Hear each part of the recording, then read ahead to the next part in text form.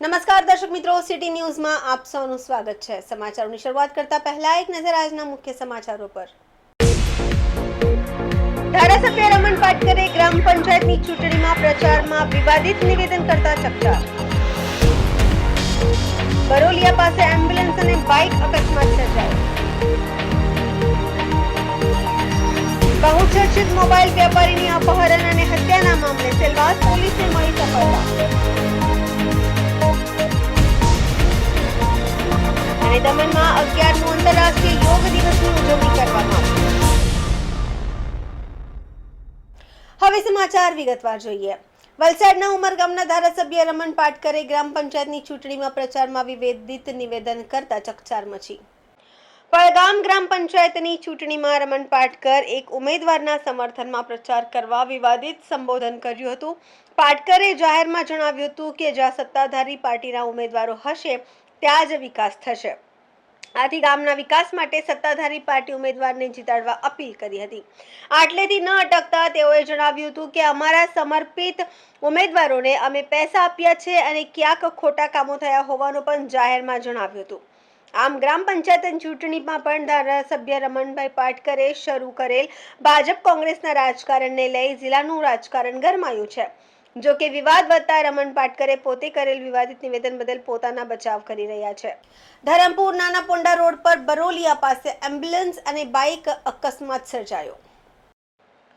ધરમપુર નાના પોંડા રોડ પર બરોલિયા ગ્રામ પંચાયત પાસે નાના પોંડાથી આવતી ઇકો એમ્બ્યુલન્સ ચાલકે સ્ટીયરિંગ પરથી કાબુ ગુમાવતા ધરમપુરથી આવી રહેલ ઉદયભાઈ પટેલ અને તેમની ધર્મપત્ની દીપિકાબેન પટેલ રહે નાની વૈયાળ આંબલી ફળિયા કામ અર્થે ધરમપુર ગયા હતા। તે અરસામાં બરોલિયા પાસે ઇકો એમ્બ્યુલન્સ એક્ટિવા બાઇક ચાલકને અડફેટે લેતા બાઇક ચાલક અને તેમની પત્નીને ગંભીર ઈજા પહોંચી હતી। ઘટનાની જાણ થતાં સ્થાનિકો દોડી આવ્યા હતા। સ્થાનિકો દ્વારા ઘટનાની જાણ થતાં તાત્કાલિક 108ને જાણ કરવામાં આવી હતી અને જાણ થતાં તાત્કાલિક ઘટનાસ્થળે પહોંચી ગયા હતા। બાઇક ચાલક અને તેમની પત્ની નજીકની ખાનગી હોસ્પિટલ સારવાર અર્થે ખસેડવામાં આવ્યા। ઘટનાની જાણ ધરમપુર પોલીસને થતાં વધુ તપાસ હાથ ધરી।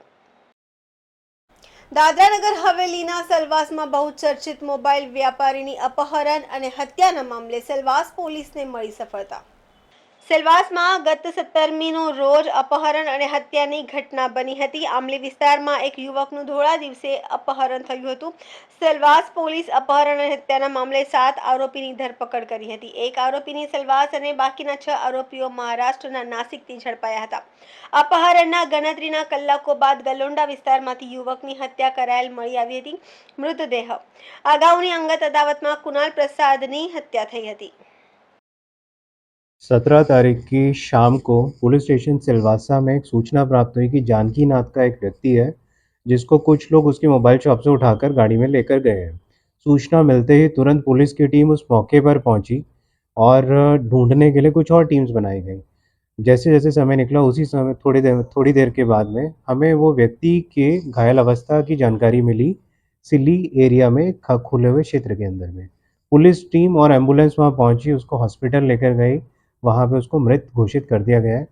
पुलिस ने तुरंत ही एफआईआर रजिस्टर करी और बहुत अच्छे तरीके से काफ़ी मल्टीपल टीम्स बनाई जिनको मौके पर भेजा गया। मौके पे वहाँ पे जो व्यक्ति थे उनसे पूछताछ करी गई जिसमें पता लगा कि एक मोटरसाइकिल पे एक व्यक्ति आया था जिस समय वारदात को अंजाम दिया था।